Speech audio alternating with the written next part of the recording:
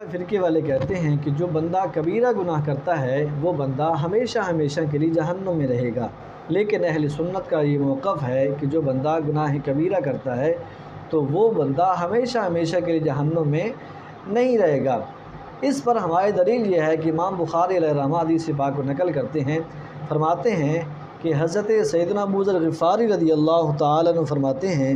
میں نبی کریم رؤوف رحیم صلی اللہ تعالیٰ علیہ وآلہ وسلم کی بارگاہ میں حاضر ہوا اس حال میں کہ اللہ کے محبوب علیہ السلام نے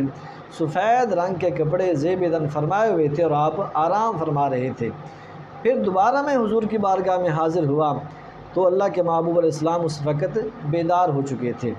فرماتے ہیں کہ اللہ کے محبوب علیہ السلام نے فرمایا، جو بندہ یوں کہے لا الہ الا اللہ، اللہ کے سوا کوئی معبود نہیں، تو فرمایا اسی پر اس کا پھر خاتمہ بھی ہو جائے، اسی وعدے پر اس کا انتقال ہو جائے، تو فرمایا وہ جنت میں داخل ہوا۔ حضرت سیدنا ابو ذر غفاری رضی اللہ تعالیٰ عنہ فرماتے ہیں، میں نے حضور کی بارگاہ میں عرض کیا، رسول اللہ صلی اللہ علیہ وسلم، خواہ وہ زنا اور چوری کرے، اللہ کے محبوب علیہ السلام فرمایا خواہ وہ زنا اور چوری کرے۔ فرماتے ہیں کہ میں نے پھر عرض کیا، رسول اللہ صلی اللہ علیہ وسلم، اگرچہ وہ زنا اور چوری کرے، اللہ کے محبوب علیہ السلام فرمایا اگرچہ وہ زنا اور چوری کرے۔ فرماتے پھر تیسری مرتبہ میں نے یہی الفاظ دہرائے، عرض کی یا رسول اللہ صلی اللہ علیہ وسلم، اگرچہ وہ زنا اور چوری کرے، اللہ کے محبوب علیہ السلام نے فرمایا اگرچہ وہ زنا اور چوری کرے، اور آخر میں فرمایا اللہ کے محبوب علیہ السلام نے، خواہ ابو ذر کی ناک خاک آلود ہو جائے، یعنی ابو ذر ناک رگڑ رگڑ کے بھی یہ الفاظ کہیں تو پھر بھی ایسا بندہ جنت میں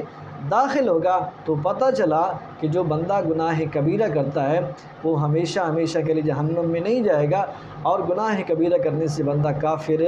نہیں ہوتا بلکہ وہ مسلمان ہی رہتا ہے۔ لیکن اللہ تبارک و تعالیٰ کی بارگاہ میں اگر وہ توبہ کر لیتا ہے اور توبہ کے بغیر بھی اگر وہ فوت ہو جاتا ہے تو مسلمانوں کو اس کی نماز جنازہ پڑھنی چاہیے، اور وہ مسلمان ہی ہے۔ اللہ تبارک و تعالیٰ ہم سب کو ایمان پہ موت نصیب فرمائے۔